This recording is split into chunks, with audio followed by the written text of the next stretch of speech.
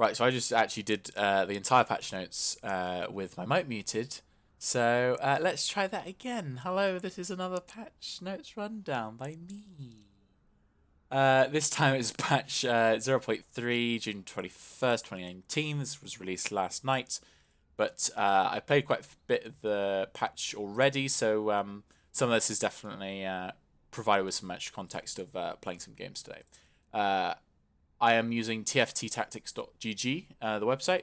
Not sponsored by them, but it's a very good website. Has quite a few different things like all the stats for the champions, its own tier list, item builder, team builder, so on and so forth, and obviously all the patch notes in a lovely little list here with it all looks nice. It's very nice. I definitely really like the site, so check it out if you want to.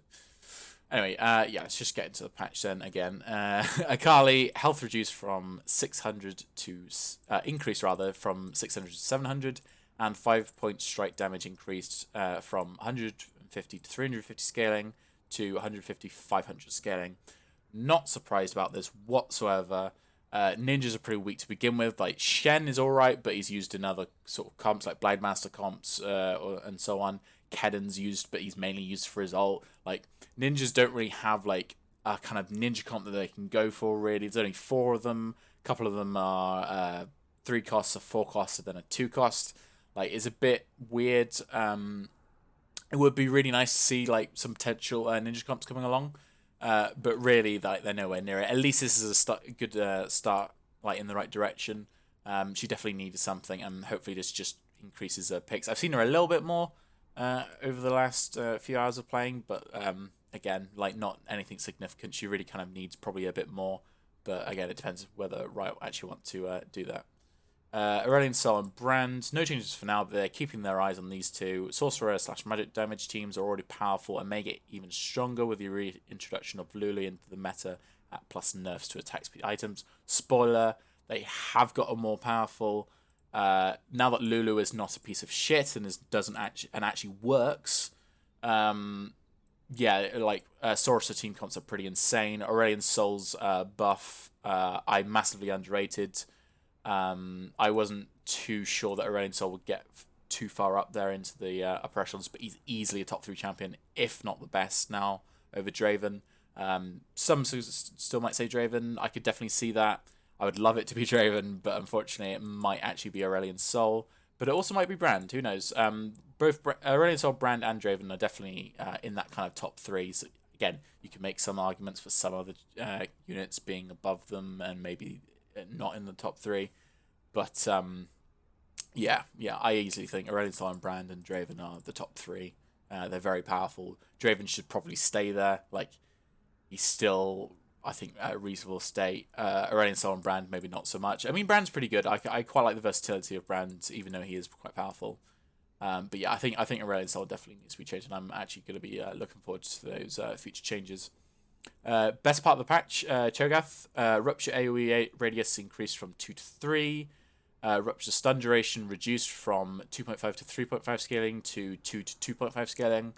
And Rupture damage changed from 250 to 450 scaling to 200 to 600 scaling. All of these changes are really nice. Yeah, he's become a lot more of a disruptive champion. He's definitely come up in a lot more a higher pick rate for the team comps, because literally you can just shove him because the radius doesn't sound like it's increased by much, but visually you can see it's very much bigger. It actually catches a lot more units in. You can usually get like a 3 or 4 man knock up. It's very, very nice. The stun duration being reduced isn't too bad because the amount of units you are knocking up. And the damage, although you are losing out on the first 2 levels, because of how cho'gath kind of works, like, because he is a, what's he, a 3 cost or a 4 cost? I've completely forgotten now. Just check. Cho'gath. He is a 4 cost, yeah. So he is a 4 cost. He is going to be, you are going to be using him a lot later in the game. So the first 2 ranks, like, aren't really necessary. You're probably going to be able to churn out enough cho'gaths to get that level 3, and then you get the nice big 150 damage increase, which is obviously superb. Really nice changes, and actually has massively increased his pick rate, and it's quite nice to see kind of the meta being shifted up a little bit just from a few simple changes that don't, like, especially this one, the 2 to 3. It does not look particularly like impactful, but it really does like completely change like his usage and his usefulness in any team comp, not just Void. Although I do have to say Void actually has kind of been given a kind of secret buff for this, because although Void's not really talked about that much, I massively rate Void. It has a fantastic early game, a pretty good mid game, but it's always fallen off in that late game just because, like, unless you're pumping all your items into Kassadin and getting him to level 3, he pretty much is useless in the later fights. Rek'Sai outside of the early fights is always going to be useless. And then Kha'Zix is a quite nice assassin, but like assassins aren't really doing fantastically at the moment. So like cho'gath being in that Void origin is definitely boosting him up quite a bit in the late game. And as I love playing Void, then it's very nice for me as well. But yeah, that's just an added bonus for it, really. Evelyn or Evelyn, depending on how you pronounce it. Fixed bug where last caress would sometimes not hit 3 hexes in front of her. Again, yeah, very nice bug fix for anyone who plays a lot of Evelyn or Evelyn. Uh, I didn't really notice it, but then like you kind of rarely see her in a lot of team comps. She's a demon assassin. Yeah, because she is a demon, she just doesn't really get played that much. Like occasionally you'll see her in a couple of assassin comps, but yeah, I don't know. She's not like useful. Though her ult is pretty good. She's just not really. She's not worth the.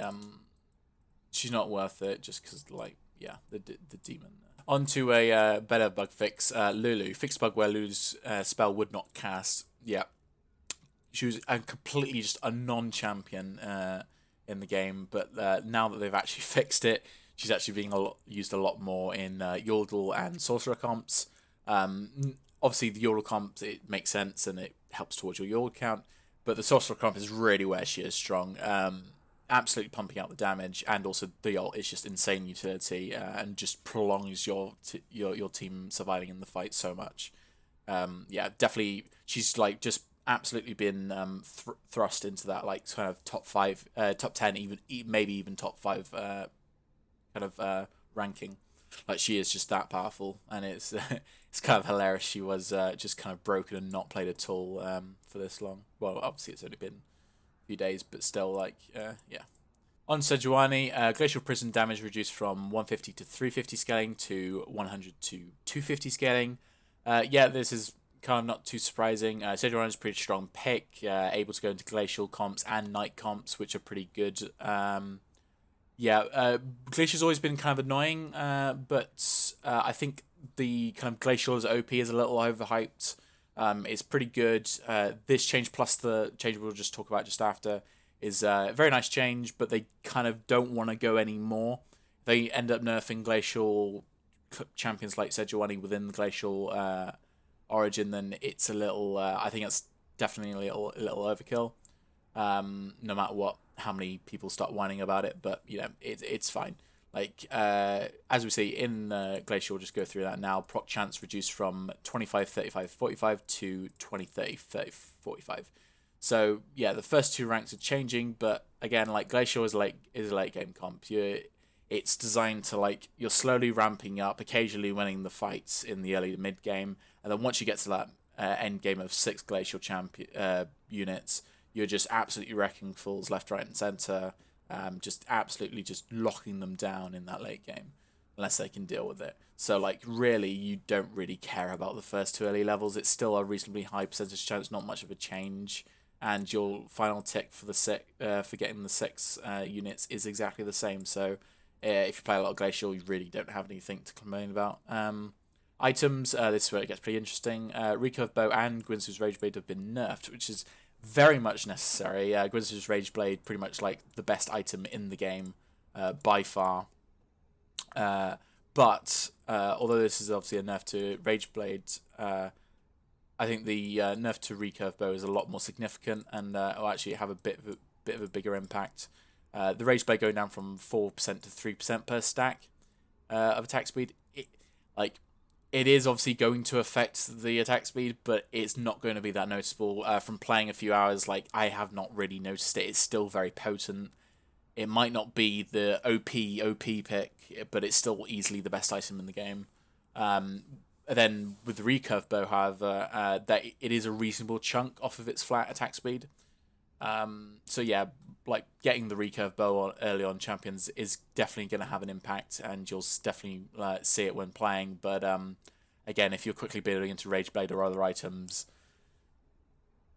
I don't think it will really change the sort of status of attack of attack speed as the best stat in the game at the moment to have that, and with mana. Then finally with items, we go on to Zeke's Herald and Locket, where now we were able to stat them, which is a very nice change. Because before, obviously, if you got the items in a way where pretty much you had to build 2 lockets on separate people, it was just kind of optimal to do so. You haven't really got anything else to actually build from.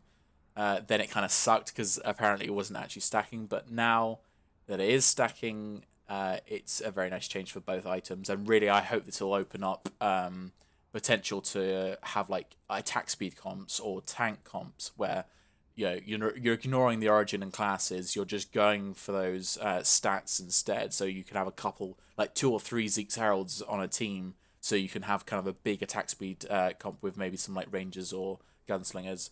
Same with Locket. Maybe you get to have a tank with a team with maybe the 2 Guardians, Braum and Leona, then some of the Knights as well, and just have a complete tank team that, like, yeah, the fights last forever, well, as long as you can before it draws, but it's still like they just can't kill you or anything. So yeah, I hope that does open up the game a little bit, but we'll see. Final couple of bugs. Fixed a bug where interest was being calculated after round end gold was received. Yeah, it's quite nice it's been fixed. Just it's good that it's been fixed.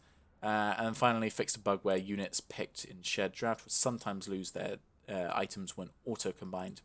Very, very thankful this is in there. I ended up losing quite a few items for this before I actually realised what was happening. But yeah, it is fantastic this thing.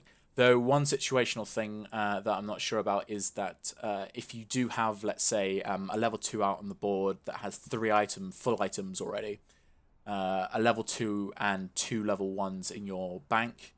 So when you're picking up that last level 1 from the carousel that already has an item, and then they also combine into the to create the level 3 that has 3 full items.